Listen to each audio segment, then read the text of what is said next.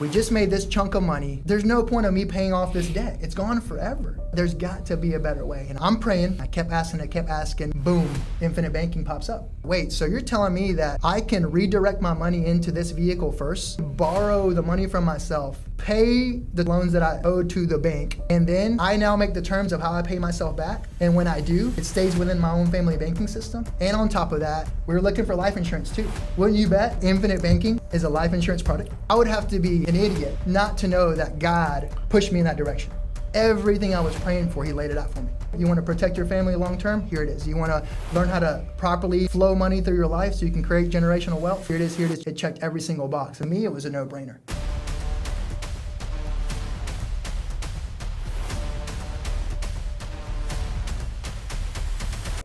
Hey guys, and welcome back to the Level Up Podcast with Paul Alex. Guys, we have a special guest today. Look, guys, I always talk about OPM, other people's money, okay? When people hear that, they're like, Paul, what are you doing? Are you scamming? Are you going ahead and getting loans from somebody shady? No.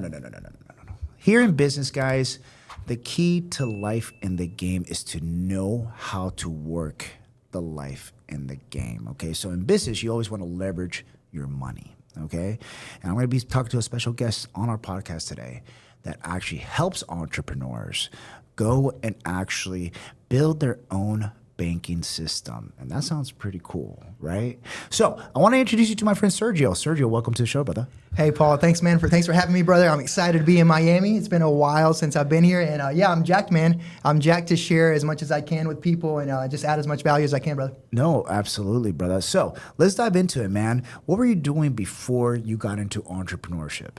Well, so I've always been into entrepreneurship. It started back in elementary school, you know, selling pencils in elementary school, candy, whatever we could. So it was kind of, so background, I'm originally from Colombia, South America, immigrant family just like yourself. Yep. My family came to the States for the American dream, yep. Right? So a lot of people can relate. And the hustle was always within my family, my mom, my dad, always watching them. Yep. So I've always been an entrepreneur from even a little kid. But I guess if you're asking kind of what I was doing before, like really jumping and diving into like what I consider entrepreneurship now. Yeah. I was a student, I was an athlete, I played Division I soccer, and you know, in the marketing space. I was kind of in the marketing space, and we can go down that route because it's a fun story of how I got into the marketing world, which is really a lot of what we're talking about now. No, absolutely, man. So I love that. Division I soccer player. Yep. Dude, that's awesome. Yeah. It's a hard sport. I think it's one of the hardest sports out there. Oh, absolutely. Yeah. I mean, that's why it's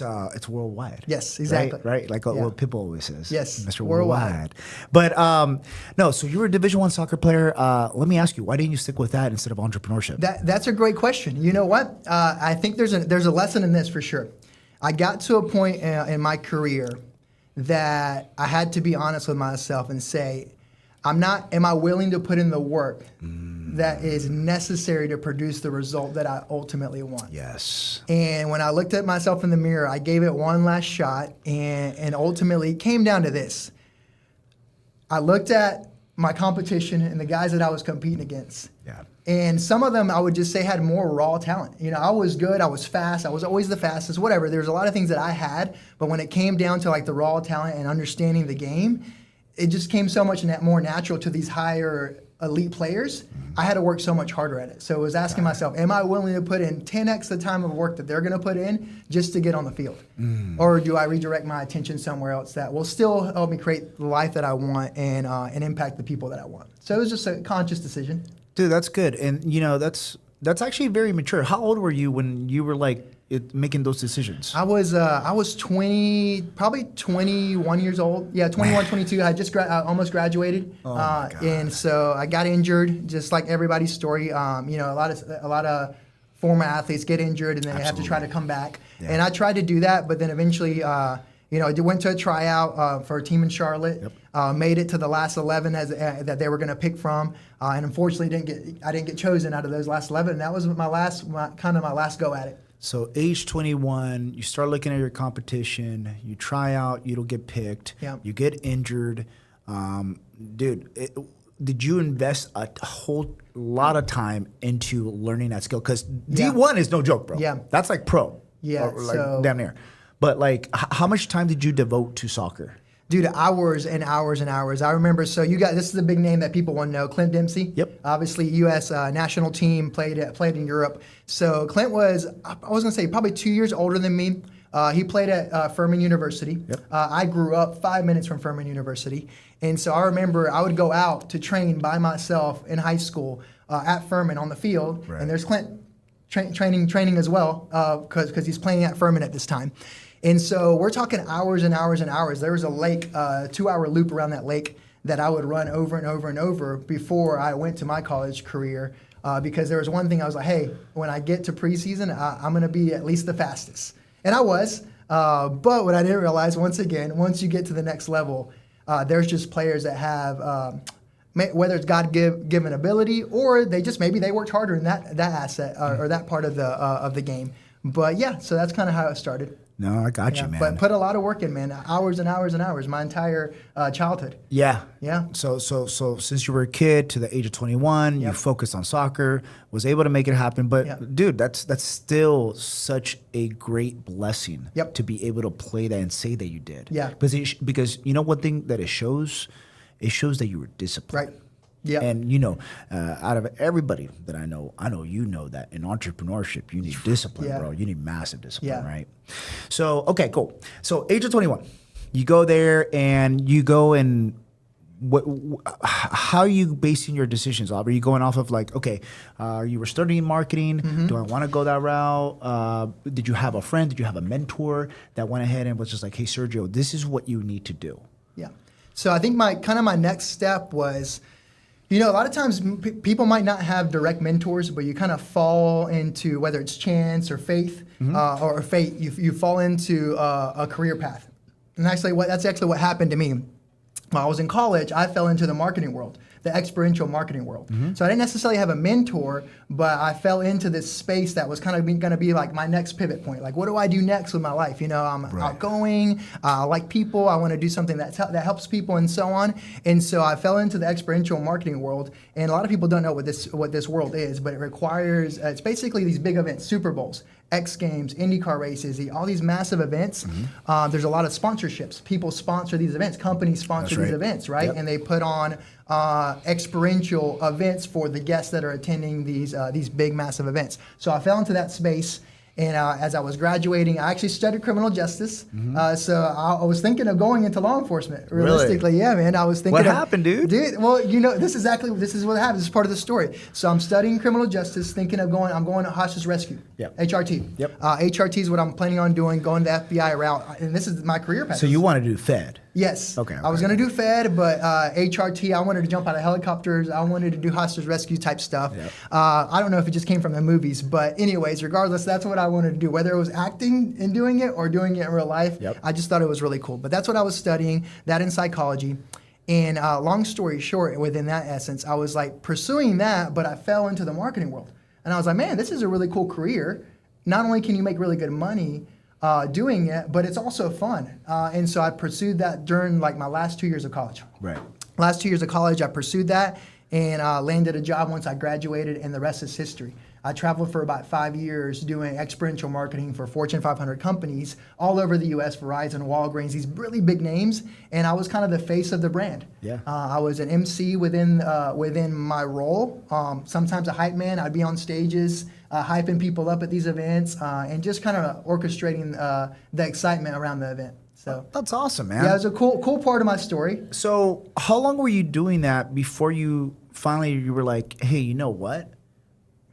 I think I'm going to try something different. Yes, Greg, I love that question. So it didn't take long because it was still a job. And then around what time was this? Okay, like what so year? The year. So years now. So now we're flash back to 20. Let me make sure I get the years right. Probably 2013.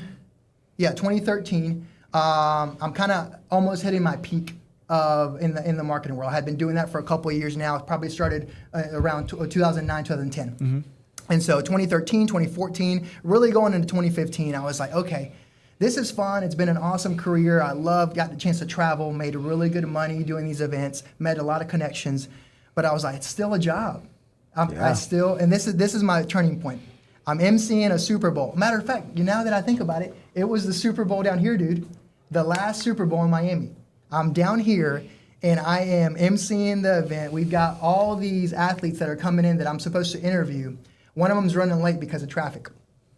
And I had been going for 6 hours straight. Yeah. emceeing, hyping people up, using my energy. I mean, thousands of people in this event, and I'm running. I'm carrying the energy. It's a lot of work, dude. It's a lot of work. I'm drained. Yeah. And so I'm literally like super hungry. Side story. I'm kind of hypoglycemic, so I was like, my sugar's already running low, and I look at kind of the event coordinator. I'm like, hey, I got to get some food. Like, I'm really hungry.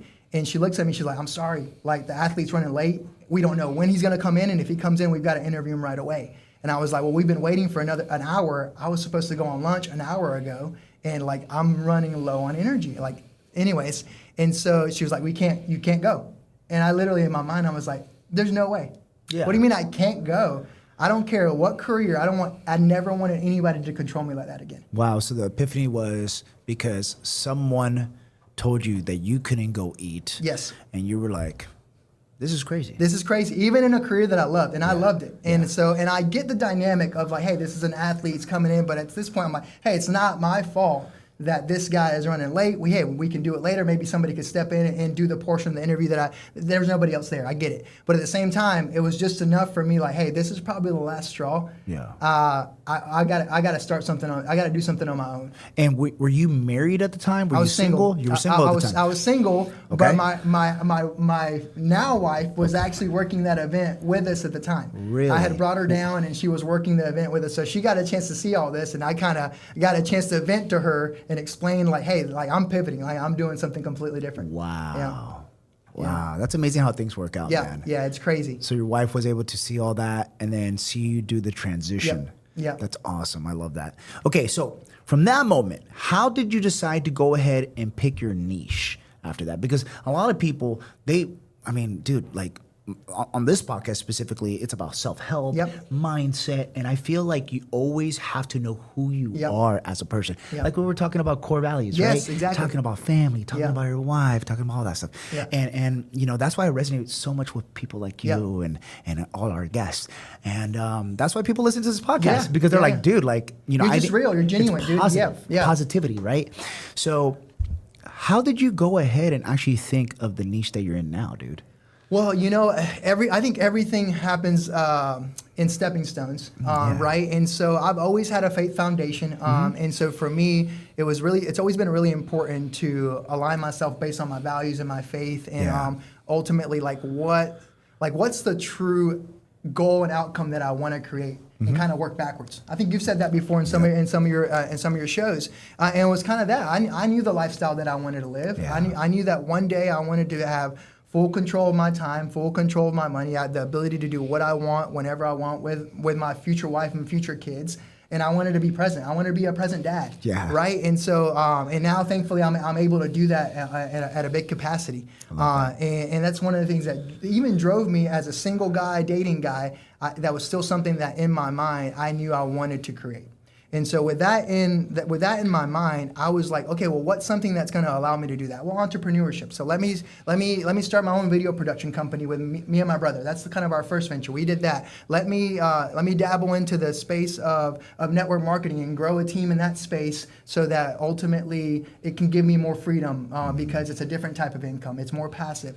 But then you flash forward to now, how I ended up to where I'm at now. Yeah. It was ultimately, honestly, out of necessity, and almost I would say that it's almost like God, like, hey, here it is, I'm hitting you again with it. That's how it always goes, dude. Yeah. I always say God is in everything that happens to us. Yes. It's like I no longer, especially at the age of 37, get mad when bad things happen. Dude, we'll talk about that in a little bit. Because I'm such a big believer, dude, that things happen for a reason, and it might just lead you to the path that you need to go. If you choose the positive route. Correct. Because it's still our choice. You're absolutely right. And this is where, like, man, I totally fell into that. And well, hopefully we'll get a chance. I'll share a little bit of that part of the story. Yeah. But it came down to like, what's gonna create that life. So you said something that triggered it. It was like, I believe that God opens doors, but He doesn't keep them open all the time. Right. He'll open them, and He definitely won't push you through them. So you got to step through them. And what happens if you don't step through that door when he opens it for you? It might take a really long time for that door to be open. There's not that many opportunities in life, dude. And when the opportunity is knocking, you got to open that door. You actually got to kick that door open. You got to be ready, right? And what's the quote? Maybe you know it. The one about luck. It's like there's no such thing as luck. Luck is when preparation meets opportunity. I believe that's kind of how it goes. Yeah, absolutely. But I love that. So that's kind of how it was. I read a book. I've always been in personal development. I'm a huge fan of Tony Robbins. Oh, I love Tony Robbins. It's actually, I gotta introduce you to one of my newest employees. Okay. He just graduated from Penn State. Okay. Came to work with us literally a week after he graduated. Okay. Check this out. His parents work directly with Tony Robbins. Oh, no way. Yeah. I love Tony. I don't know. So you got to network with him, dude. Yeah. And he's just like, yeah, bro, whenever you guys want to go see Tony, let's go. That's so cool because to me, I've got a similar story. Yeah. I think everybody has big turning points in their life. Absolutely, 100%. And potentially multiple. I've obviously got multiple. I'm 38 years old, so I've got multiple up to this point now. But one of my big early turning points has to do with an ex relationship. Yep. Similar to your story, and I don't personally ever share that from the perspective of like, oh, what if? I share it from like, man, well, I'm so glad that happened because I learned so much and it made me the person I am today. I respect my wife now for how amazing she is. Similar to you, back in 2020, 2007 was kind of like a relationship thing happened where it was the first time ever I had checked my identity. Like, am I actually worth what I believe I'm worth? Growing up in the South, not to get into other topics, but growing up in the South and, being a little bit different than what people are used to seeing, especially in the area where we grew up. I kind of just started questioning myself, even though I was a good person, I was a good kid. So you're saying being Latino? Yes. Being Latino in the Carolinas. In the Carolinas. It's a little different, man. It's a little let's be honest. It ain't Cali. It is, right? It's not Miami. It's not Miami. And even though people always assumed I was from those areas. But, I went through a short season after a breakup where I actually, for the first time ever, started questioning my self-worth and my identity. Yeah. And if I was worth. And I turned to Tony Robbins. And in 2007 on, just a massive personal development journey that literally changed everything for me mindset-wise. And then obviously trickled into everything else that we have now. But I read a book from Tony Robbins, kind of a course. It was one of his first courses that he ever put out that's called The Slight Edge. Yep. I was a college kid at the time, paid $350 for it, barely had the money to pay for it. And it just changed my mindset so much, and it kind of pushed everything to where it's at now. Isn't that crazy how the littlest thing can change your life? Yeah. And here's the thing. Most people think life changes when you get an abundance of money. No, life changes when you actually believe in yourself. Yep. And a lot of people don't believe in themselves, especially now. Yes. Especially with everything that's going on. Why? Social media, man. Yep. Oh, dude. Social media is a double-edged sword. Ooh, it totally is, dude. Just had a previous guest. Yep. He's a bodybuilder, transitioned to now doing online, Kinda coaching, fitness and coaching, coaching, but he's doing it with his wife, Okay. which is awesome. Awesome. And they are a faith-driven couple. Awesome. And, he talks about that. I think I might know who you're talking about. Yeah. Yeah. His name's Carter Montgomery. Okay. Really good guy. And he works with, do you remember who? Oh, Garrett White. Okay. If you know Yeah, I Garrett know White. Garrett, yeah. Dude, he works directly with him. Yeah. So what he was saying was just like, social media is a double-edged sword because you can use it for good and you can use it for bad. Yep.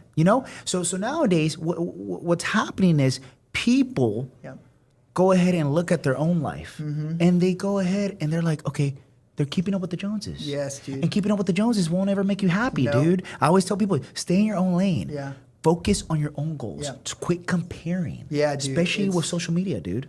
You're so spot on, and it's like I was thinking about it the other day. Either you use social media or it uses you. And I love that. And I'm seeing it is abusing, not just using, it's abusing people 110%, in their mindset. dude. And I say this all the time to people. It's like, look, we are in a battle for our mind, whether we know it or not. And we are living in a generation that is literally paralyzed 100%. by everything that they're seeing on social media. Everything. And even though we are marketers and we push marketing, You know what? It is a double-edged sword, like you're talking about. I don't want to be on my phone all the time. I don't want to be marketing and filming and promoting all. But it's part of the process to create the lifestyle that we want. But there's a balance. There's got to be a balance, or else you can go down that path, and it spirals downward pretty quickly. So. Well, the other thing is, you're saying, we're marketers, and being a marketer is great, but also it's based on what you are putting out there. Yes. And I think if you're putting a positive message, you're actually trying to help people. You're actually trying to provide value. Yes. That's where your change lies, man. Yeah. That's when the ripple effect comes into play. Yeah. That's when you're like, dude, this feels good, right? Yeah. And I tell people, dude, I love doing this. Yeah, I love meeting having entrepreneurs like you, Yeah. making friends like you, Yeah. leveling up my mindset, dude, because it's inspiring. It is. It's totally so is. inspiring, right? And you get to see how people go ahead and the different strategies and the different ways they think, and it just makes you grow as a person, right? You said it on a show not too long ago that I was listening to, and you're just such a genuine person, and I can relate in so many different ways because you're just like, for people watching any of these shows, hopefully as you're watching, you're saying, you know what, if they can do it, I can too. Yeah. And the 100% answer is yes. Absolutely. Anybody can do whatever they choose to do as long as they're focused on it, right? Yeah. And I know for me, that's one of the biggest things is I was like, man, like Paul's just a real cool, genuine dude. I mean, he was a cop. Look at all the success he's has now. Like, if he can do it, I can do it too. Absolutely. Right? And we can do it together. Yeah. No, absolutely. 100%. And so that's the goal. So, yeah, man, I'm excited. And obviously, you were asking earlier that question, and now to where I am now, it's a completely different phase of my life with 2 kiddos and a beautiful wife. We've gone through a lot, but I'm just grateful for the things that I've learned now that are kind of setting us up for what I would call our legacy years. Yeah. Because I'm 38 years old. People might not think, oh, what do you mean your legacy years? This is where it starts. It does. 40 and up is my legacy years. So. And the thing is, like for men, we enter our prime in our 30s. Yeah. And for many men, they think they have to have it all solved. Yeah. They think that they have to be, especially in social media. Yeah. Nowadays, you got people pushing, well, you got to be a millionaire by the time you're 21, otherwise what you're doing. It's just like, bro, I didn't even know what I wanted to do at 21, you know what I'm saying? You had back injuries, you were a Division I player, you were like, dude, I'm about to go, play the World Cup, and then all of a sudden all that happens, and you're like, what do I do now? Yeah, you're exactly right. Yeah, same thing with a couple of my guys. Division I football player, Texas, has scholarship, thinks he's going to go NFL, and then boom, back injury. Stuff can change like that. Stuff happens, man, and then you go ahead and you make the decision to either use it for bad or good, right? And that's what I tell people, man. It's definitely around who you are around. Yep. And I think self-development actually saved my life. Mm-hmm. Self-development saved my life. I believe it. I've seen part of your story, and I believe it. Dude, it really did. And people don't understand this. They think like they see all the materialistic things. They see like the lifestyle I have. But, dude, I've gone through a lot of dark places to be where I'm at. But what fulfills me and what pushes me every single day, and what leads me to fulfillment, number one is my wife. Yeah. She's my best friend, dude. That's awesome. She's my best friend. She's my rock. But second is my family. Yeah. It's my family. It's my mother. It's just being around them, experiencing. Yep. Being able to go ahead and help them live life by design. For them, dude. Yeah, dude. For them. Like, to me, dude, like, to be honest, I love this. I love to work. Yeah. And people ask, like, hey, dude, like, there's balance. I was just like, okay, let me tell you this question. I was like, when's the last time you took a vacation? I was just like, well, I took my wife to Paris, and I took to my mom and her best friend. Here's the thing, though. When you are living life by design, and you're able to live a life where you feel like it's a vacation every day. You don't have to vacate from it. Dude, exactly. Exactly, yeah. Exactly. So it's just like, that's what I'm trying to go ahead and show other people. But then also, I'm trying to help other people get to that point in their life where they use probably what I've done as a stepping stone, right? Dude, and I'm so grateful for that. I'm so grateful for that. And I'm inspired by that because as I watch your story and watch what you were able to do for your family, your mom, and your siblings, right? And you've helped a lot of your immediate family. And for me and my brother, that's one of our biggest goals as brothers is to just like be the ones that change it for our generation. And it's just so inspiring because like who out there listening doesn't want to level up and be that one in their family that changes it generationally for their entire family. Dude, bloodline breaker. Yeah. Bloodline breaker. Gotta be. I'm inspired for that, man. I cannot wait. I hope that I can come back and look at this video and not just prove it to people, but just be an example of like, look, when I talked to Paul, I hadn't yet been able to retire my mom, my dad, and all my siblings and my immediate family. But a couple of years later, I did. Yeah. And this is the stepping stones that I took to create that. Absolutely, man. And I really tell you, one person can change your entire life. Yep. And because I'm a big believer in network. Yep. I'm a big believer in energy. Yeah. And I'm a big believer in environment. Yeah. It wasn't until I actually extracted myself Yeah. away from where I'm so used to being Mm-hmm. and where I lived and the same people and the same mindset. And then when I moved, dude, that's when everything just 100x. Yeah. It was crazy. It wasn't even 10x, it was 100x. It was 100. Like, Yeah. it was insane. Yeah. It was insane. When I tell people, they already don't believe me about how I was a detective and Yeah. all that. And I'm like, well, dude, you could just look me up on the Yeah, records in California. It's very easy. Right. But on top of that, they're like, dude, there's no way you used to do all that crazy 5 stuff. years, right? 7 years. 7 years. So still, it's 7 years in law enforcement, 5 years as a detective. But and the then- journey, I'm saying, the journey was. Yeah. crazy. But like, no, dude, like, I'm telling you, like, it could go very fast. Yep. It could go Yep. very fast once you go all in. Yeah. Sergio, let's dive into how did you get into infinity banking, dude? Like, okay, first off, because we have a lot of beginners Yep. that listen to this, dude. So Yeah. you know me. Hey, we gotta break it down. Okay. Right? Because infinity banking can mean many things. It can. So Yes. let's break down what infinity banking is to you. Okay. Second, I'm a storyteller, dude. So Okay. I love to hear stories. So how did you find out about Okay. it? How'd you learn about it? And then we'll take it from there. Okay, let's start there because this is the fern journey, and it talks about the concept in a realistic way. Okay. The concept is all about the ability to compound your money Okay. for generations. So think about the word compounding, right? So for me, the first time that I actually heard about a concept that is similar to infinite banking, like you said, infinite banking is the current term that people know it as now. Okay. Right? Before it was a different term because it was packaged in a different way. This was a little bit before 2014. I came across an article that was actually talking about how people could use whole life insurance in some type of special way to purchase vehicles for the rest of their life. Okay. So I was like, and I was reading this article, and it was like, old school article, all just email and numbers and stuff. But it was so intriguing to me because it was like, wait, a car is something that all of us are going to need. We're going to buy maybe every 3-5 years, not only us, but our family members as well. So we're going to invest a lot of money into cars. Yeah. And what the article was talking about, what if you could capture all that money within your own banking system and redirect the flow of the money? All these terms are like, it sounds awesome. I want to say that was probably 2013. Went right over my head. Okay. Even though it sounded really cool, I dove in, no joke, probably about a day and a half, sent it to my brother. I'm like, this looks really cool. I tried to explain it to him. I butchered it, couldn't explain it. He was like, what are you talking about? I mean, it sounds okay, but you can't even explain it, whatever. And so it went over my head. Next year, flash forward 2014, Tony Robbins came out with a book, Money Mastered the Game. In chapter, let me see if I quote it perfectly, chapter 5.6. Massive book. I mean, that book is huge. I don't know if you've read it, but it's a big book. I had to listen to it because I'm not a big reader, but I'm a good listener.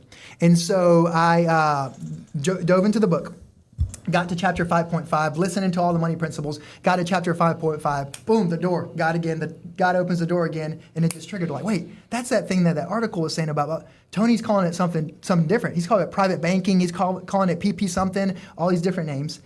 I was like, but that sounds really amazing. Like that sounds like the wealth secret that I've been missing. Guess what I did again? Yeah. Just kept reading.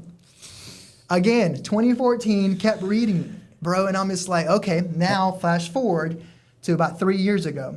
So 3 years ago, I had, me and my wife had the privilege of getting an end-of-year bonus in one of our companies, a significant end-of-year bonus. At the same time, it was around COVID. And at the same time, we had just moved into a house, bought a new house. And you know how that is. When you buy a new house, you don't just buy a house. You buy a bunch of other stuff with it too. Furniture, absolutely everything. And no matter how well prepared you think you are, That's- that bank account starts draining. Yeah. It starts draining. 100%. So anyway, so we're in that season of life. Our bank account starts draining. I'll start seeing it. COVID happens, and I lose one of my biggest production contracts that I have. Wow. $10K a month. Lose it. Completely gone. Wow. just moved in our new house. She is 2 months from giving birth to our first little boy. I lost that massive income, completely almost drained our savings, and upgraded our house with the things that we needed. Okay. So let me paint the picture real quick. I like how you set it up. So you got stuck on analysis paralysis. Yep. You start, reading up on infinity banking, Yep. Tony Robbins' book. Keep reading. Yep. You're just like you're thinking about it as a great idea, but there's no execution. Yep. Let me ask you.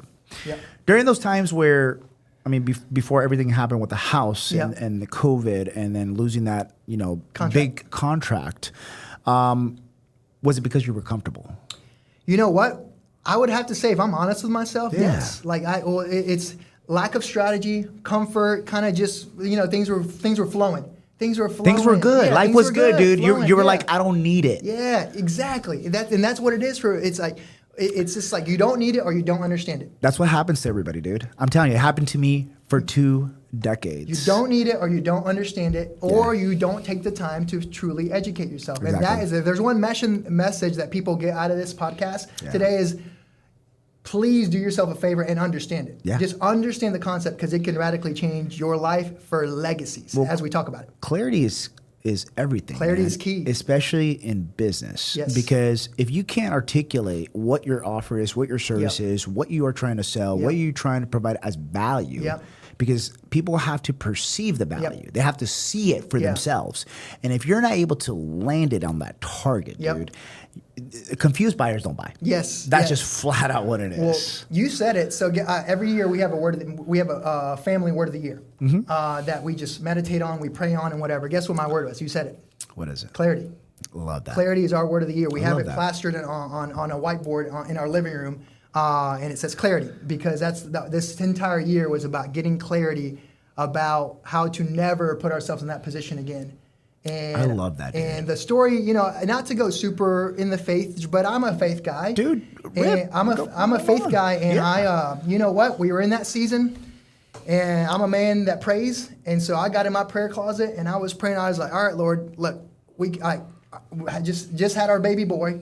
Those 3 months when we had him were the toughest 3 months as a husband because I knew where our finances were, and my wife was just trusting me that I was going to do the right thing. So your wife knew nothing. I mean, she knew what I told her, what she wanted to know. I was always an open book, but I was like, hey, the least questions you ask, the better. You were like, you don't need to know about You don't this. need to know everything. The least questions you ask, the better, because I don't want to put that financial stress on her. She doesn't need to carry that. It's my responsibility. Well, also, I love that, dude. Yeah. I love that. That's traditional values right there, dude. Yeah, it's my As a responsibility. man, I gotta take care of business. Yep, I'll figure it out. Wifey, you just gave birth. I Yep. don't want you to stress like You that. don't need That's to be good, bro. You don't need to be stressing over that. Hell yeah, that's So what I'm talking about, man. We're in that position, and I'm praying. I was like, all right, Lord, show me like what's next. I've got some businesses that are doing well. Things are running. I've got some cash flow coming in, but we liquidated almost everything, right? And that contract is completely gone. And as I started praying, he opened the door again, but I was ready this time. The door opened wide again. And I was looking once again. Thank God we got that bonus, end-of-year bonus for one of the companies that we were building.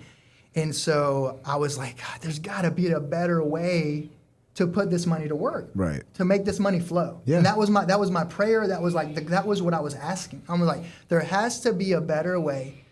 We just made this chunk of money. There's no point of me paying off this debt. It's gone forever. If I just take this $25K, if I take $25K and pay off this credit card debt or pay off whatever that we bought for the house that maybe you put on credit cards, and that's awesome. The debt will be gone, but so is the money. I was like, there's got to be a better way. And I kept asking. Next thing you know, as I'm searching, boom, infinite banking pops up. And I'm like, man, I've heard this before, but once again, it was in a different context. So where'd you see it? It was online on social media. I love that. Okay. Social media. It was the first video. One video that I watched is actually a guy that is within our same organization. Some of the same guys that I learned from. Yes. Watched a video of his, and I was like, man, this is that same thing that Tony Robbins was talking about in his book, and that article I read that nobody could understand. Yeah. Because he was talking about what if you could get back the money for every single car purchase that you purchased for the rest of your life on top of that. Right. And it clicked. I was like, well, wait, if I can do that with a car, why can't I get back the money for the debt that I'm about to just pay off. And so I started digging, researching, diving in. I'm like, wait, so you're telling me that with this infinite banking concept, I can redirect my money into this vehicle first and then borrow the money from myself, pay the $25K of loans that I owed to the bank, and then I now make the terms of how I pay myself back. And when I do, it stays within my own family banking system. Check, check, check, check. I was like, and on top of that, married with a new little boy. And on top of that, I was very specific about my prayers and what I was asking God to show me and reveal to me and give me clarity on. We were looking for life insurance too. Wouldn't you bet that infinite banking is a life insurance product? It's directly tied into it. It's directly tied in. And I was like, first of all, I would have to be an idiot not to know that God pushed me in that direction. Everything I was praying for, he laid it out for me. Here's what you're looking for. You want to protect your family long term? Here it is. You want to learn how to properly flow money through your life so you can create generational wealth long term and all these other benefits? Here it is. Here it is. Check, check, check. And as I started going down through the checklist of what infinite banking can be used for, it checked every single box. And I was like, to me, it was a no-brainer. So I dove in for the next 6 months, learning as much as I possibly could. I learned so much about it that I was like, you know what? The world needs to know about this. And I know there's some people out there sharing it, but I can be another voice. Well, I mean, this is what I always tell Sergio, especially in the online space, right? So the third time that this opportunity was presented to you with Infinity Banking, man, what year was it? This was 3 years ago. 3 years ago. Yeah. So around 2022, 2023, correct? Yeah, 2023, yeah. Okay, so 2022, 2023, you see the third opportunity, Yep. and this time you're like, there's a reason why God put this in front of me. Yes. At this time again. Again. Those doors, right? Yeah. Those doors. Dude, there always is. Yep. There always is, right? Like back when I was in the department, I had that good friend, veteran cop, that was always like ATMs. And I was like, yeah, that's cool. And then I never did the research, dude, until I was just like, you know what? I got to find something. And then saw him again. He was like, ATMs, bro. And I was just like, all right. You said it earlier, and it was such a good way of saying it. You like necessity, lack of clarity. So necessity, lack of clarity, and that might be it. You probably add a couple more, but that's the bottlenecks. Well, the bottlenecks is, when people get, let's say a little bit of money. Yeah. They get a little bit of money. Like in your scenario, you got a bonus. Yeah. People want to invest it, man. Yes. They just do not have the clarity of where to invest Yes. it. But then also, they're not in the right environment to invest it. Yeah. Meaning that they can't ask the right people. Yes. Because how are you supposed to ask somebody that is having the same struggles as you, right? And that's why the good thing about social media is that it does connect you with the right people. Yes, it does connect you with the right information. Especially if you're searching for it. Exactly, right? Yeah. So then at the end of the day, dude, okay, so you figure out what infinity banking is. Yeah. What is your idea to do as far as a plan of execution at that time? So end of 2022, beginning of 2023, you lose a 10K client. You're like, I need to make some cash flow. Yep. Yeah. So what's your next plan? So my next plan was simple. Is there's two things. One of the most important things that I teach, and I think people you're on the same wave, is you gotta learn how to make income. Yeah. Like you gotta be able to bring income in. Absolutely. Whether it's passively or just or the sources. Ideally, you want it to be passive. So you gotta be able to bring income in, but you also need to be able to protect it and keep it. Meaning that's the one thing that most people just don't understand or don't know how to even start with. Yeah. Like we make income, but what do I do with it now? Right? And that's what we're talking about. And so that was it. I was in that position, was like, okay, well, do I just pay off the debts and then that money, OPM, the opportunity cost of that money is gone forever. Yeah. I will never see that money again, versus just changing one thing, where my money flows first. And now I have the opportunity of that money to keep flowing again, because now it's in with my own system. So that was the first light bulb. That went off, and then I'm like, from there, I'm like, wait, but if I can do that with that, I know I'm going to get back on my feet again and start crushing it like I was before. It's just a matter of time. COVID hit my industry a little bit harder than most. And so I was like, once I get back on my feet, why wouldn't I just direct every single one of my dollars through a system like this first, so I can keep the money within my family for generations and future legacies? And so that was the next plan, because a lot of times people don't understand with infinite banking is a philosophy. It's a way of thinking.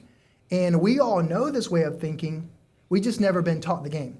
We always say the game's not broken. You hear a lot of people say the game is broken. The game is not broken. Correct. We just were never taught the rules. Correct. That's a big difference. The Absolutely. game works exactly the way it's supposed to work. Yep. We just don't. We're not playing with the same rules that the bankers are. And Absolutely. who controls the world? Bankers do. Yes. You know, there's tons of books and resources that we can probably share with the audience and the guests that I think that radically changed my mindset around this. But that was it. It was understanding the game, the rules of the game. Once I got that light bulb went off, I was like, okay, well, let me understand the rules of the game. And the rules of the game is the golden rule: pay yourself first. Yeah. Right? Everybody. Yeah. But who wants to pay themselves first? Nobody wants to see their money coming out of their paycheck. And nobody, even if you automate it, nobody wants to do that. Or vice versa in the original scenario. If I worked really hard and I got a bonus, the last thing I want to do is pay off debts. Yeah. Right? You're absolutely right, man. So you get in this rat race, you get in this hole that you dug yourself, Yep. and you feel like there's no way out because it's all mental. Yep. Like, I love that you talk so much about mental, the mentality and the mindset on this channel, because that's my background in psychology. And it's everything. I would not be anywhere where I am in life without my mindset. Absolutely. It's the first thing it's the first thing that I help people fix. 100%. It's 100%. It's the one thing that I needed to fix. Yes. As a man, as an adult, Yes. as an entrepreneur, Yeah. as a husband, Yeah. as a friend, Yeah. as a leader. As a leader, yes. Right. But what's really cool about your story, sometimes there's people within their journey that they get to do it at the same time. Yeah. You got to do it at the same time, which is pretty cool, based from what I saw. Some people don't get that privilege of getting to do it at the same time. Sometimes sometimes, in my opinion, God's telling you, hey, you need to fix that mindset before I open this door that's going to fix the money stuff. Yeah. Right? Or vice versa, right? And so back to kind of that idea of the light bulbs going off, it was the golden rule: pay yourself first. And I was like, well, what? We all know what that means, but why don't we actually practice it and do it? Right. Because it's a broken system. What if a system allowed us, like infinite banking, what if it allowed us to pay ourselves first and basically take back the banking function, and then from there redirect all our dollars and still do everything we want to do? For example, a lot of times that when I'm sharing this with like wealthy entrepreneurs, they're like, yeah, but why wouldn't I just take all my money and then just invest it? Why would I put it into that system first? I was like, well, you're missing the main concept. It's the flow of money. I'm not saying you can't go invest. Infinite banking is not an investment. It's a storehouse. It's where you steward your money in the most effective way, because this gets into the nuts and bolts of it, because it continues to compound. That word that we started with, compounding, uninterrupted compounding, is massive. And that is what infinite banking allows you to do. When you store your money in there, it compounds without uninterruption for generations, and you can still use the money for other things. If you want to invest it, hopefully it's a good investment. Yeah. Because not only do you have the money growing over here guaranteed, but if you invest it in a really good spot, now you've got a spread that's even better, and now your money's working in two places. I love that. And so it's just like, the more I learned and the more I started diving into it, it was like, this is too good to be true. And why doesn't everybody know this?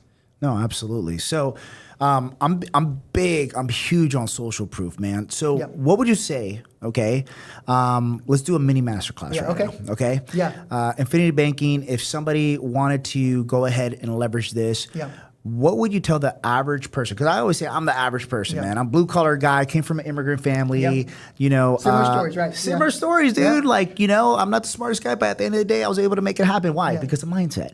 Mindset, and then going ahead and building my network and going ahead and asking questions and getting the right mentors, right?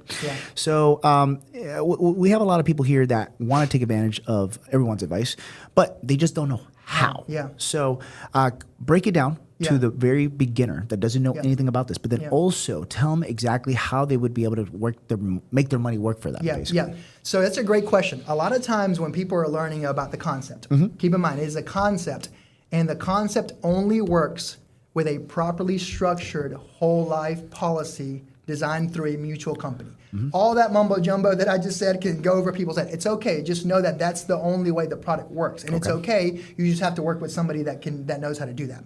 But a lot of times when people hear that, they think, oh, it's only for the wealthy. Right. It's not. It's super beneficial for the wealthy because they've already had the capital and they just have never learned to use it in that way.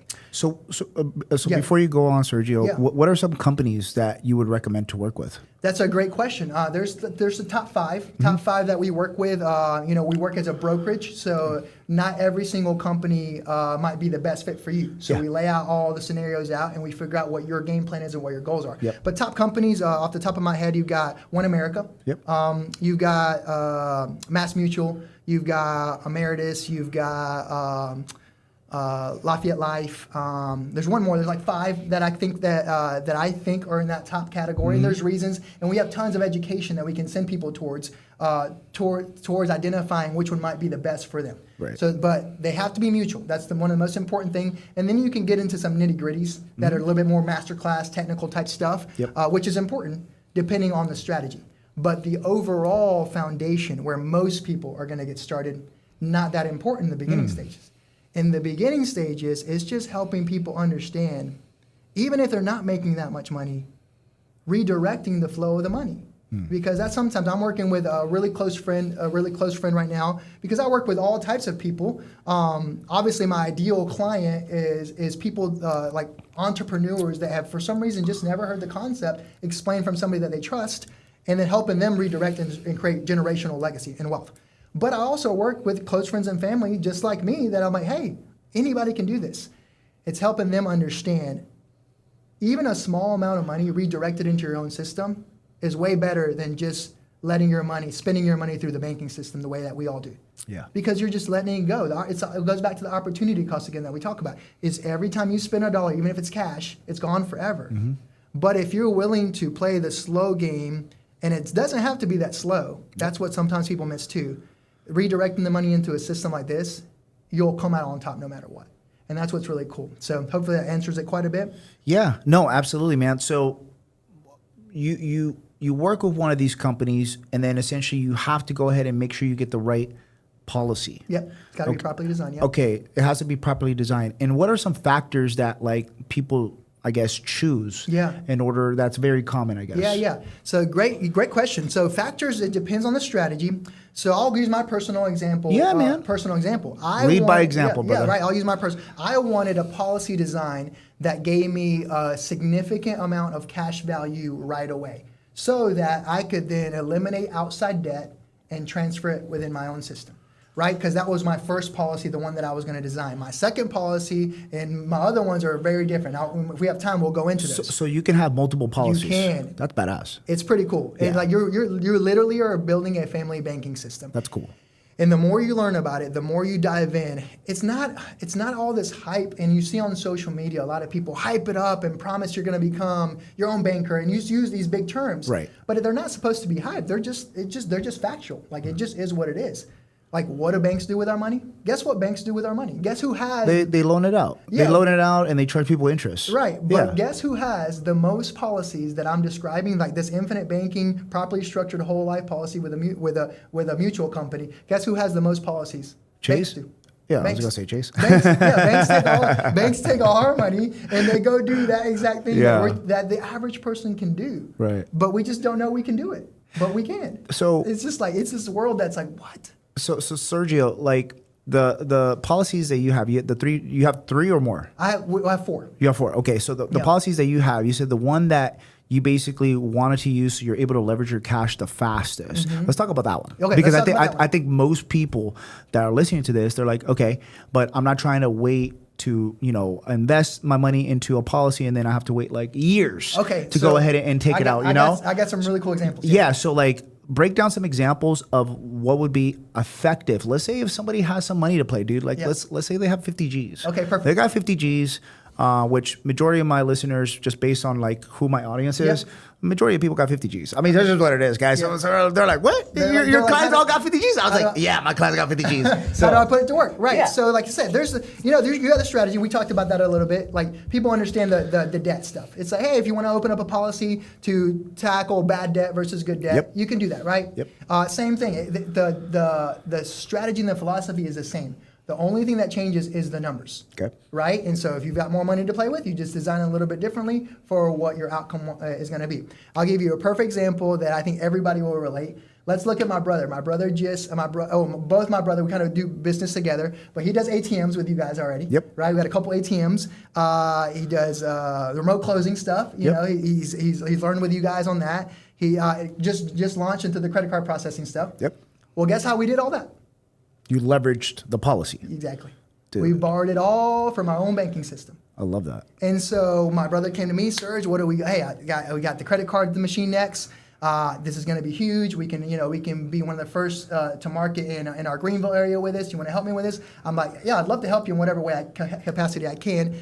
He's like, okay, well let's do this. I need about $10K for that. How do we want to do it? I was like, well, we want to do it from our own banking system. Yeah. I was like, I'll lend you the money, and either you have it now or you don't, but we'll pay it back to our system, our own system, and we'll keep flowing the money through there. So that's a simple example of like 10K. But if you were talking 50K, I'll give you another example that I think a lot of people will relate to. That's very simple: cars. Yeah. Okay, me and my wife are in a season where we're looking to upgrade our family vehicle. Yes. Right? So I'm debating between a truck, a Tacoma, right? I'm debating between a truck. I love my Taco, man. The Tacomas. Cool. Dude, the Tacoma, I'm not going to lie. I'm not here, sponsored by Toyota, but Toyota, if you're listening, what's up? We might as well be, yeah, right? Yeah, I'm just saying, when I bought my Tacoma, cool. man, I never thought I would buy a Tacoma, Yeah. but when I saw that TRD Pro, I was like, my God, that's a beautiful truck. It's one of the best looking trucks out there. I've always had my eye on it. I'm just deciding if I would actually use the truck as much as I would use more of a SUV. Yeah. And so, long story short, we're debating between a truck and an SUV. Let's just say, for easy numbers, let's just say 80K. Good SUV, family SUV. We're going to use for 10 years or whatever. It'll be our family vehicle. So how would a normal person go buy that vehicle? They would just finance it, right? Mm-hmm. And when you finance it, well, guess what? You're paying interest to the bank. Mm-hmm. What if you had liquidity? Yep. Maybe you had 100K in the bank already. Mm-hmm. Well, then guess what? If you have that, that is a massive opportunity to max fund a policy and start the foundation of your own family banking system, which we are in the process of doing, which is cool because I'll have a showcase, like I'll have a real life scenario showing people exactly how it works. Yeah. And so what we are doing, what we've already done, we've opened up our policy, we've max funded it in the proper design where it gives us enough liquidity that if I want to, when we find the proper vehicle, we go to the bank, hey, write us a check for 80K. We take that check to the dealership. We buy the car, technically cash, but it's a check. And then now guess what? We go back to our policy ourselves as family bankers and we say, okay, well, what were they going to charge us for that loan? They were going to charge us this. We should probably do about the same. Yeah. Let's do the same. And if we can pay more, we'll pay more. If we can pay less, if we have to pay less some months, we'll pay less. But we're in complete control. Now we go back, we design it, and you don't even have to do this. This can all just be in your mind. Right. We go back and let's say the payment is $1,200. We now pay ourselves $1,200. And here's what happens after the cycle of the payments. When we get done paying for that car, here's what's going to happen. We're going to have that beautiful car in our driveway. We're going to have used it for a couple of years, leveraged it, and we're going to have the full amount back into our banking policy in the cash value bucket to reuse again and deploy it again. I love that. Not including if we did the same payment that we would have done to a bank anyways, and we actually made money buying our own car because there's interest. Right. So we actually made money buying our car, which is crazy. I mean, when you really look at it on paper, everybody's numbers are going to be different, but in essence, it's just the flow of money now is within your control. Yeah. And that's just one example. That's just for a car. Yeah. Now, of course, you might do that every 5 years. You can do that for anything. Like they don't, when you build your policy right, you literally can just send a message to the insurance company and say, hey, I want this amount of money. And they're going to ask 2 questions. You want a check or direct deposit? Yeah. They don't check your credit. They don't do any of that. They just send it right into the account. You use it for whatever you want. And here is the cherry on top that I don't really focus on that much, but it is very important for people to know. Guess what happens if for whatever reason, God forbid, something happens to me within the first year of us having that loan out collateralized against our car? We have for an easy example, we have a $1.5, $2 million death benefit attached to our policy. if for whatever reason something happens to me, that loan is covered by our death benefit. Oh, wow. And my wife gets the remaining balance of that $2 million or $1.5 million minus the loan that I owe. Wow. It sounds too good to be true. Well, that's knocking two birds with one stone. Yes. You know. And that's just two of the birds. We can kill a couple birds up in here with it too. You got taxes, and there's so many benefits that we can talk about. Probably too much to in one session. But. So let's talk about the primary concerns that a lot of people have. Well, number one, if I was to hear this, I love it. Yeah. First off, I love it. I've heard about it before. Right. But let's talk about taxes, man. Yeah. I mean, that's a big reason why I had moved to Puerto Rico from Miami, and then I moved from California to Miami. Okay, taxes. Yeah. Now, let's see this. How does taxes work where you go ahead and you use a policy to pay yourself? Is that possible? Yes. So in simple terms, here's what it comes down to. It's the flow of money. Once the money goes into the policy, basically the government almost can't recognize it. For lack of better terms, there's obviously some nuances there, but any money that you loan to yourself is not considered like capital that can be taxed. Yeah. So anything that comes out as a loan isn't recognized as cash, like that the government can tax. So meaning that you can use that money for whatever you want to use it for, if it's to pay an employee, to whatever. I mean, anything you can think of. And so not only that, but also long-term generationally, when you pass away, which everybody's guaranteed to do that. We don't talk about it much, but it is what it is. Everybody's guaranteed to do that. It's eventually pass away. And obviously nobody wants to do it sooner than they have to, but when it happens, hopefully your family's protected. Right. The entire death benefit minus any loans, like we talked about, gets passed on tax-free to your heirs.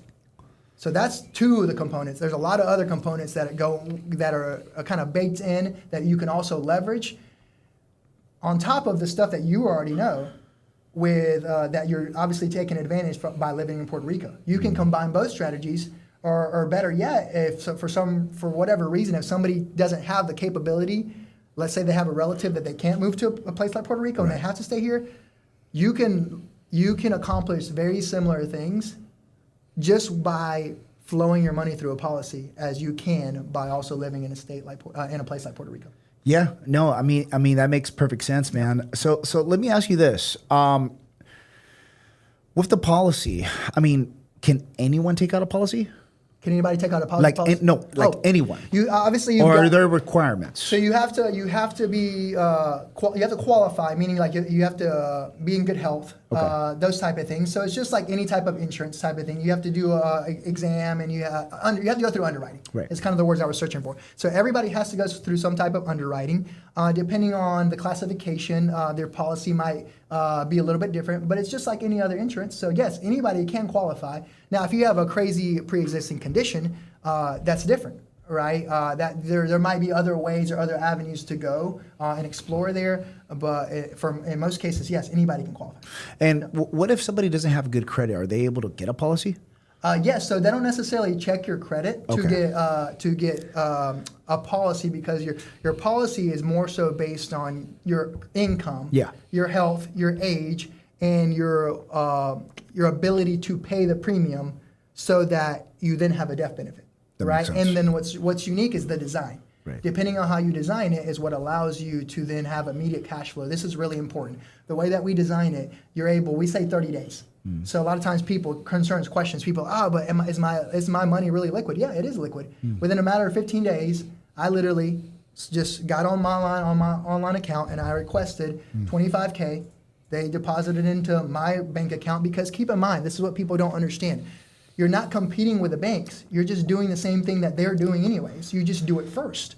So since my money went into my policy first, after I got the money, guess where it got deposited? Into my regular bank account. Yeah. And then from there, I deployed it again to pay off the debts, and then started paying myself back, recycle. Now that capital's there again. And guess what? Now we make an investment. Here's the thing. That same money that I use, here's like, boom, the light bulb. That same money that I used to pay off the debt when we moved into the house and when I started learning about it is the same money that my brother just used to get the credit card machines. Oh, wow. It's the same money. Yeah. Because I just paid it back and I kept flowing it. Yeah. While, big picture, people don't get this, and a lot of times people hype this up. I don't like to talk about it much because I like to talk about the philosophy of it. If you don't even get the philosophy, then everything else is like, it's so hard for people to understand. But here's the cool thing. Let's say in the example of the 100K policy that I have for the car, and the car is 70K, 80K, whatever. When I borrow that money to get the car, here's what's really cool. The entire 100K is guaranteed to continue to grow at 4 to 5%, depending on the company that you partner with. Wow. So that's what's crazy. Your money is still growing no matter what. At that level. Yes. So even if you pull some of that 100K, it's still going to grow like it has 100K. Yep. That's amazing. It's amazing, bro. Yeah. It's like, and you're like, how? It's the way the insurance product is designed, and it's the same exact things that banks do because we're on a fractional system. And this is why the banks are able to, when you put in a certain amount of money, they can lend it out 9x. Yeah. Yeah. We're playing the same game. They just never taught us. No, that makes perfect sense, man. So let me ask you this. Yep. Okay. This is gonna be a good one, dude. All right, I'm ready. All right. What personal pain point or life experience made you realize that there was a gap in how people approach money and self-empowerment? Man. I'll repeat it again. It says, what personal pain point or life experience made you realize there was a gap in how people approach money and self-empowerment? Man, that's a deep question, and one that it's getting my heart pumping. Yeah, brother. I think it's not understanding that life hits everybody no matter what, Yep. and not being properly prepared. Life's going to hit everybody no matter what. Me and my wife just went through one of the hardest seasons of our life, and thank God I'm a man of faith that prays and that's grounded, and I have spiritual counsel in my life, emotionally grounded, because part of our story over the past 7 months, it's a practical application of what this means to us, what protecting your legacy really means. And I think to answer your question in a simple way, it's that I just don't think people truly understand that life hits everybody. And you hear it all the time, like you need to dig your well before you need it. And thankfully we did. Part of our story and I love sharing it now because it's our overcoming journey. Me and my wife got to, for the first time in 7 months, got to sleep in the same bed a week ago. Yeah. Since our second little boy, Kai, was born. Love that. Because he was born with a heart condition, unexpected heart condition we did not know. And we had the most magical, and I want you guys to take you through this journey. We had the most magical at-home birth. Both of our boys have been at home birth. My wife is a beast. She is the strongest woman I know, put it that way. Yeah. The most magical at-home birth where, I'll save you guys the details, but I got a chance to catch my little boy Kai.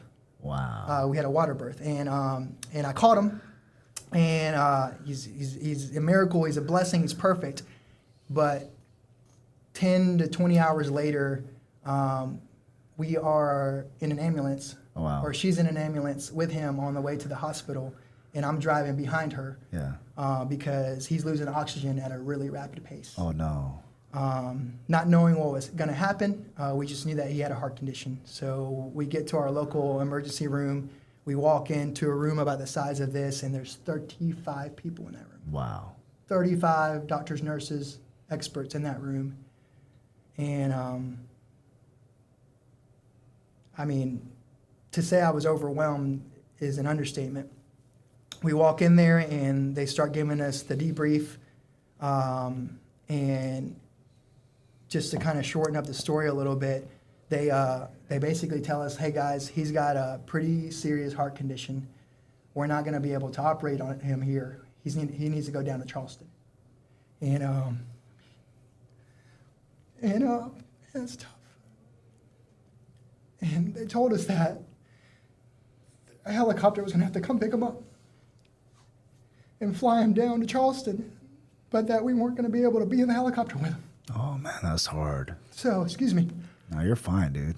And so, so they get our little boy, they put him in this helicopter, and me and my wife have to get in a car by ourselves and drive 3.5 hours. And it's crazy because I still remember it like it was yesterday. I remember looking up and seeing the helicopter lights flying above us and looking at my wife. And this is the first time I've ever shared the story. That's good. And really, first time I've gotten a chance to, excuse me, man. It's all good, bro. Let it out. First time I've gotten a chance to really, like, process it all.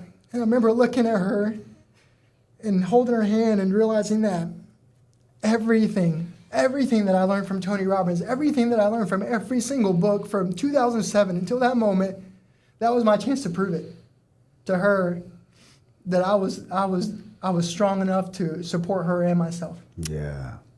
And so, man, it was the craziest, toughest 3-hour drive that I've ever had. Thankfully, we put on some worship music, and we just decompressed our minds, and we get to Charleston, and I'm sharing all this to get to the point of your question, and it's like 2 months at one of the best hospitals that I've ever been in. As we see our little boy go through a roller coaster of events while we're there, and they do the surgery on his heart. He was born with his 2 main arteries switched. His were like this. Wow. They're supposed to be switched so the oxygen flows and things like that, whatever. Yeah. But thank God they were able to do a very successful surgery, and we were able to be released. Actually, we got released on Thanksgiving Day, so we were super, super thankful that day for sure. We got released, we get home, and then the medical bills start coming in. Yeah.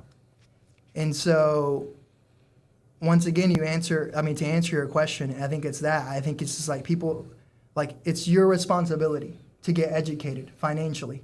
Nobody else is going to do it for you. Yeah. God's only going to open the door once, twice, maybe 3, like he did for me.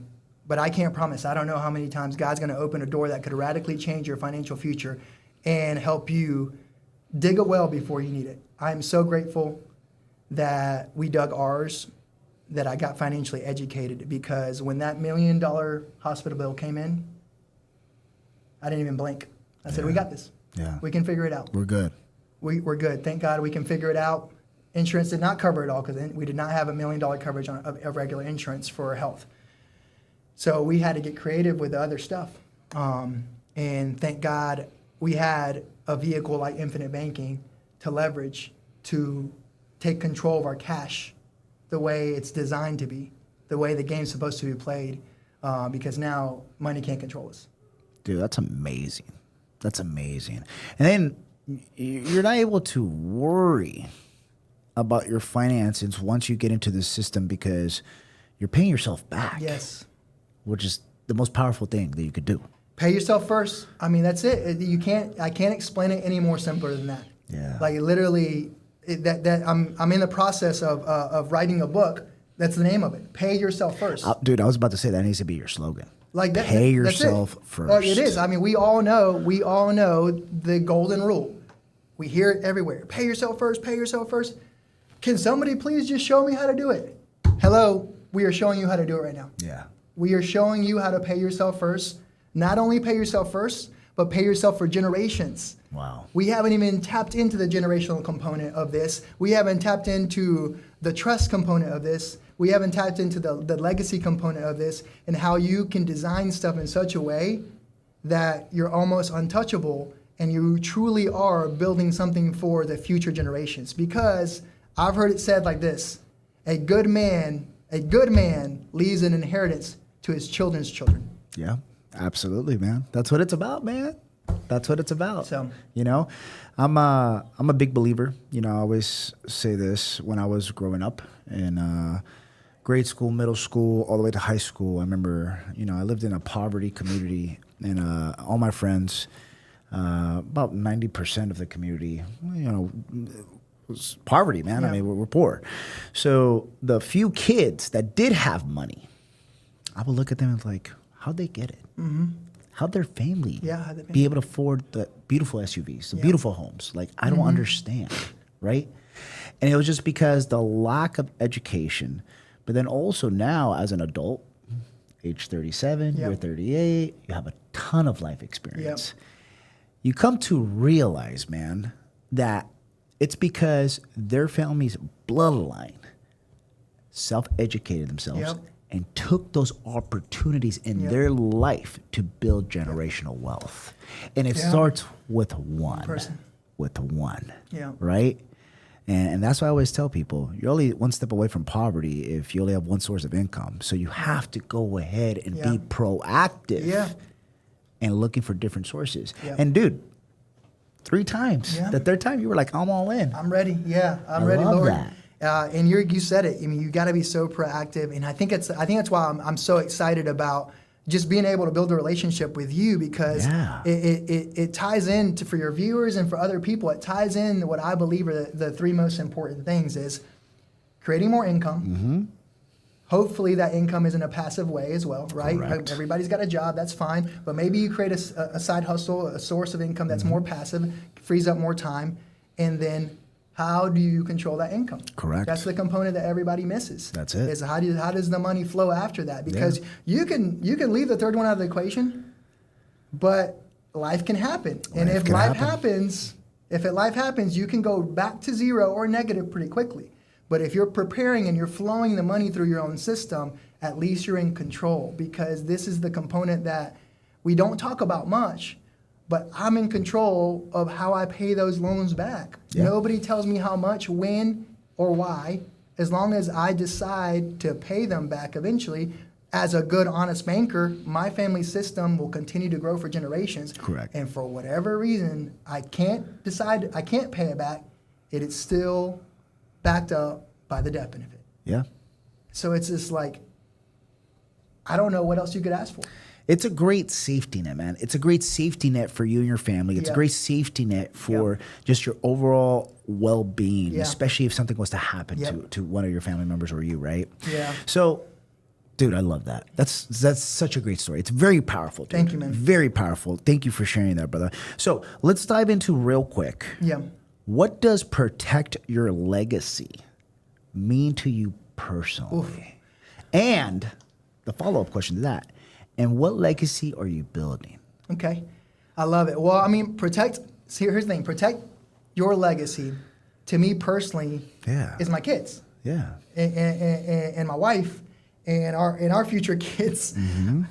Here's what protect my legacy means. And it's beautiful because until you have kids, I don't think people truly understand that we are privileged with teaching our values to a next generation. Yeah. And steward them in the proper way that they continue to thrive and bring value to the next generation and so on, and the people around them. My little boy, who is about to be 3 in August, his name's Cristiano, the oldest one. His name's Cristiano.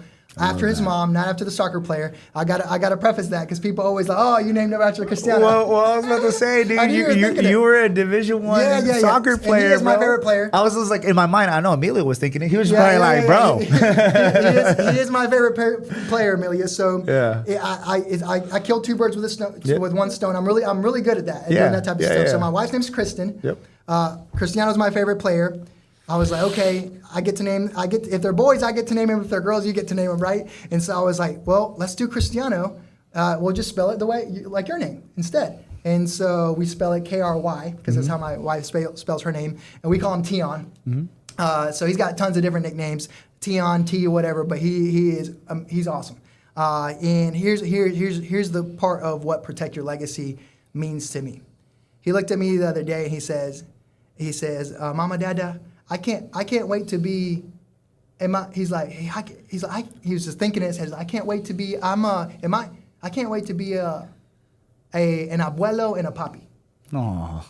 And I'm just like, dude, you're not even 3. What are you talking right? about? Abuelo and a papi. But it's the cutest thing ever, because that to me is what protect your legacy means. Is that we are in a space mentally, financially, emotionally that we can pass on the values that are going to make both Tion and Kai amazing men of God that can then find amazing women of God that can change future families for generations. Yeah, the ripple effect. The ripple effect. You know, so there's so much more that goes into it, you know, but in essence, it's as simple as that, is that it's so much more than just a slogan. It's so much more than just a brand. It's so much more than just what it means to me. Because the reason that I came up with this name specifically was because when you see it, when you read it, I don't want you to ask me what it means to me. I want you to ask yourself what it means to you. What does it mean to you? Like, what does Protect Your Legacy mean to you? Yeah, like... I'm curious. No. Yeah, I was about to say, it's very similar, and it's very similar to whenever I speak at events or webinars, I always ask people what's their why. Yeah. That's exactly what it is. Yeah. It's just like, what are you planning to do to protect your why? That's the way I see it, man, because my why is my legacy. Yeah. You know, I always say this, and, you know, everybody knows this, is that, you know, I am the bloodline breaker for my family. Yeah. I was the first one to break generational wealth to an immigrant family. Yeah. You know, my mom coming from Peru, man, working hard. You know, and my dad, Mexicano, working hard, dude. Yeah, and that's all they knew, working hard. But the thing is, they didn't know how to leverage. Yep. They didn't know the systems. Yeah. Right? Just imagine if they were to start Infinity Banking back in the day. Dude, it's just a game changer. That's it. Yeah. Yeah. But the thing is like, we're here now, and it's all good because, hey, I'll steer the ship now, Mom and Dad. Don't worry about it. I got us, right? And that's what it's about, dude. Yep. So protect your legacy to me, man, is more about, you know, building generational wealth. What type of legacy you want to leave for your family? So when you have grandkids and your kids have kids, right? They're gonna be like, well, Grandpa Sergio, you know, he was the first one. Yep. He was the first one, and that's why we got this. Yeah, and we got this and that, and you know, and that's just what it is. And dude, I'm actually embracing getting older, bro. Like I'm actually looking forward to it now that I'm like married, and I'm looking forward to having a son and all that, dude. You guys are gonna have such a special dynamic as you step into familyhood and fatherhood, dude, because you've done something that most people never do before kids. Like you've created, like you've taken away one of the biggest stressors in your life. Biggest hurdles. You've conquered it.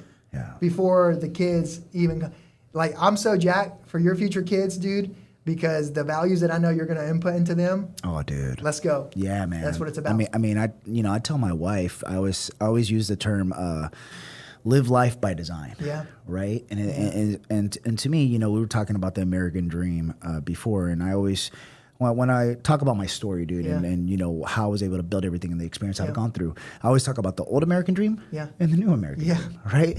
And to me, the new American dream is essentially not only protecting your legacy. But also going ahead and using what you know to educate your kids. You know, because let's be honest, e-learning now, the online space, dude, it's dominating, bro, and it's growing. It's growing. It's growing. It's growing. And I can see it in the future, dude. Everything's going to be remote.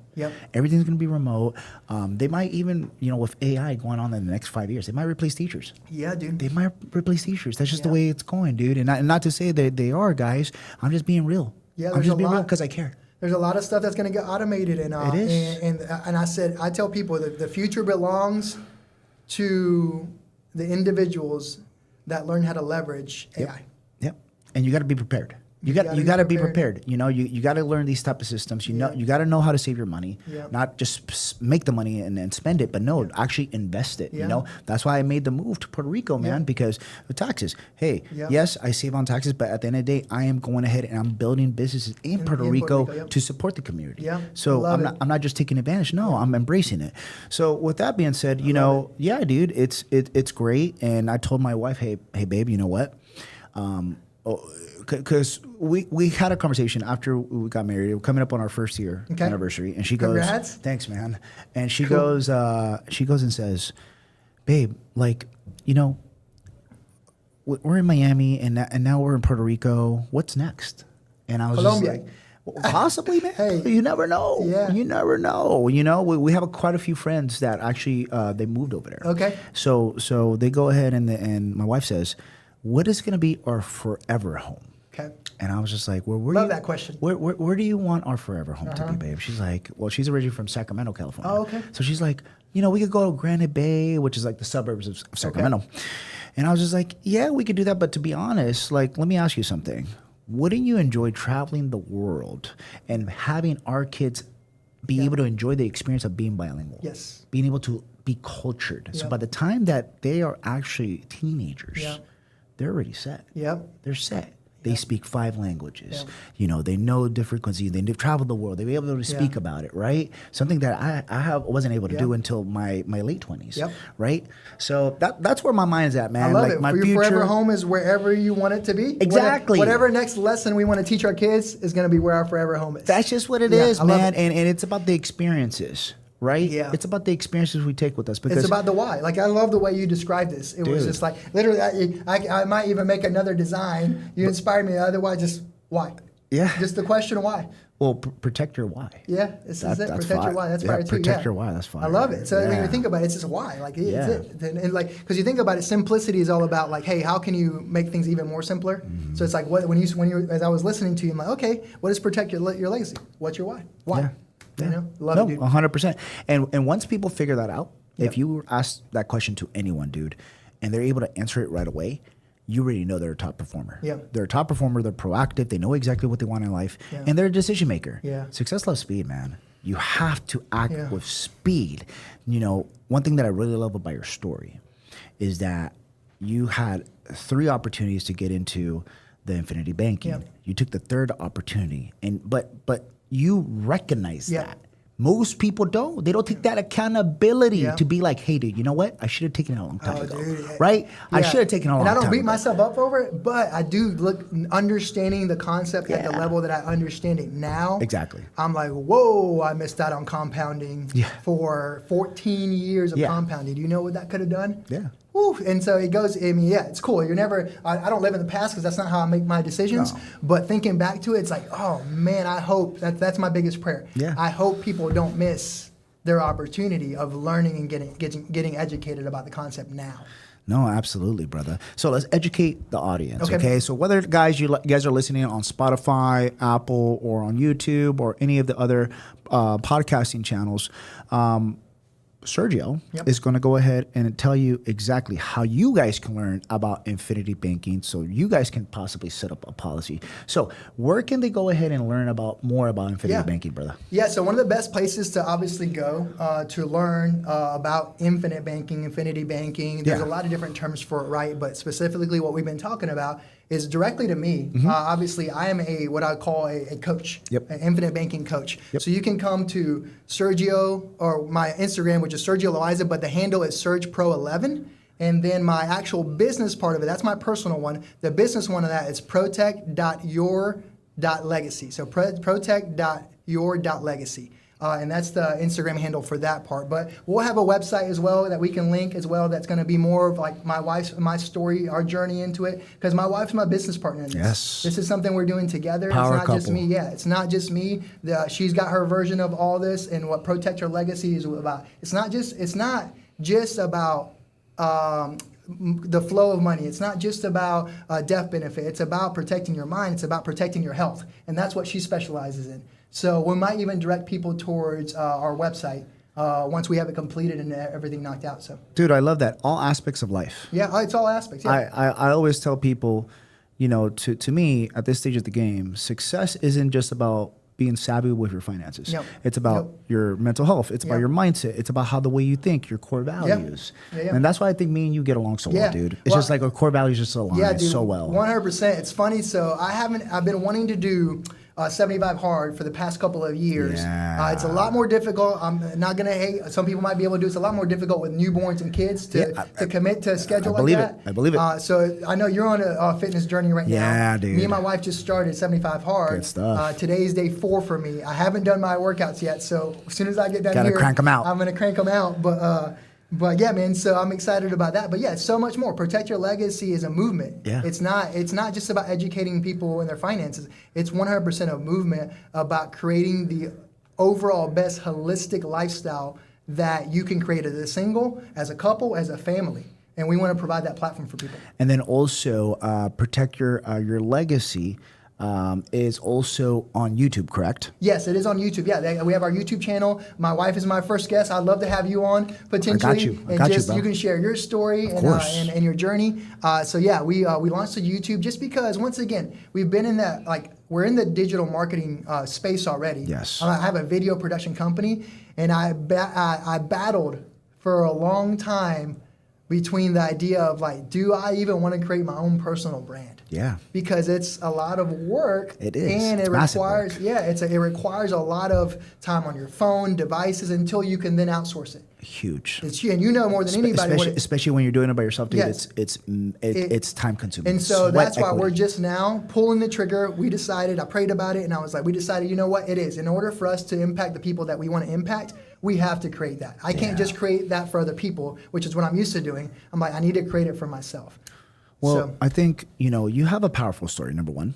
Number two, you got it, dude. I tell people this because a lot of people in the online space come to me for consulting. I've been able to do decently well in the past time that I've been in the online space. Yep.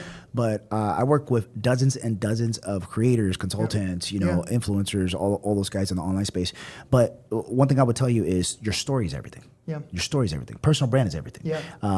What they call in marketing, attractive character. Yeah. It's you and the wife being the face. Yeah. Being the face because people are buying into you. Yeah. People are going ahead and going to listen to you and the wife and your story. Yeah. And that's what makes it powerful. Yeah. And my wife's better looking, so people are definitely you gotta get the mixture, bro. Gotta get the mixture. It's so funny because I showed you guys this profile, you and your wives. I'm like, they're like, dang, they're really attractive. I'm like, yeah, they are. And I showed her one of you guys' pictures. I was like, but yeah, my wife's more attractive than I am, so that's a good thing. No, that's great, man. That's great. No, I love to hear that, and thank you, bro. Yeah. My wife, when she listens to because she listens to all the podcasts, Awesome. she always asks me, like, so she's gonna ask me about that guys. Yeah. And I'll be like, dude, you gotta listen to this podcast. You're gonna love it, and she's gonna blush when she listens. Watch, So I'll tell you, dude. I got to share this story real quick if you don't mind. So yeah, go ahead. I'm walking down the plan aisle. The plan aisle. Yep. And this lady looks up at me and reads my shirt. I had like a sweater on with my bigger logo. Yeah. And she reads it and she mumbles it to herself, "Protect your legacy." And then she kind of mumbles it to herself. And then as I walk by, she says this out loud so I can hear it. "Yes, sir, you do that." I love that. I text my wife. I'm like, "Babe, you better get out. Next time you got to come with me before I get snatched up." That's it. That's it. One of these ladies is about to get me. So I love that. I thought it was hilarious because she was like, "Yes, sir, you do that." I love that, man. So anyways, I thought that was hilarious. So Sergio, every guest that comes on the podcast, Yep. okay, this is the Level Up Podcast. We help everybody, entrepreneurs, first responders, people of faith, Yep. to level up their mindset, Yeah. but also self-help is huge. Huge. If you guys read my book, From Blue to Digital Gold, that's all I talk about. That's This the one right majority. here? Boom. That's it. That Boom, one I got right it. there. Hey, that's quick promotion. And I got it signed, guys. Hey, quick promotion. Not yet. Boom. Not after, Oh, not yet? after, Okay, I after, got it signed. After, guys. But with that being said, okay, some words of motivation, man. I mean, dude, you're a man of faith. Yep. So I know you can preach, bro. Yeah. There you go. You got the audience. Man, dude, words of motivation. Guys, I encourage you to find a quiet place, whether you are people of faith, find a quiet place that you can ask questions, deep questions that will get you thinking Yes, sir. about your future, about what you truly want to create. And more importantly, I encourage you to find people that have holistically the quality of life that you want to emulate. I always tell people this, look, nobody's self-made. Everybody that you ever come across has learned something that they're currently doing from a previous generation. So the quality of our life is not simply determined by the quality of questions we ask, but it's determined by the quality of people that we choose to emulate. So it's really important to choose wisely who you want to emulate. I'm going to be very transparent. Brother, I want to emulate you. Like what I've been seeing and what I see you've created, Like, I want to emulate that. I appreciate that. And I admire that. So find people that you want to emulate, do whatever it is you got to do to get around them and add value to them as well so that you can become a version of them, but in your own space. And I say that to people all the time, but the biggest thing that I can say is you gotta, in this entrepreneurial journey, in this life journey, you've got to learn to develop emotional stability. Oh, yeah. Without emotional stability, it's going to be a rocky and emotional roller coaster. It's not a fun journey. It's not fun doing it alone, and it's definitely not fun doing it when your mind is not under control. And so I'll leave you guys with this. One of my absolute favorite books, whether you're a person of faith or not, is by Napoleon Hill, Outwitting the Devil. Oh, yeah. We are living in a generation where I believe if you can't control your mind, it's going to be controlled for you. Yes. If you can't control your mind, it's going to be controlled for you. That is so powerful, especially with social media. That's it. I mean, that's it, bro. Good or bad, choose your side, guys. That's it. If you don't choose control yourself, it will be controlled for you. Yeah, we are living, like I said earlier, we are living in a generation of paralyzation, whether people know it or not. Yeah, absolutely. Yeah. And guys, if you guys need to go ahead and follow Sergio, you guys want to contact him, you guys need to connect with him, network with him, okay? You want to learn more about the system that can actually pay you back instead of the banks. Yes. Pay yourself back. Right. You know, make money work for you, cash flow, right? So, guys, if you're listening to this on Spotify, Apple, YouTube, wherever you got, leave a 5-star review, guys. Add a friend. Tell a family member, okay? At the end of the day, your network is truly your net worth. We'll catch you on the next one.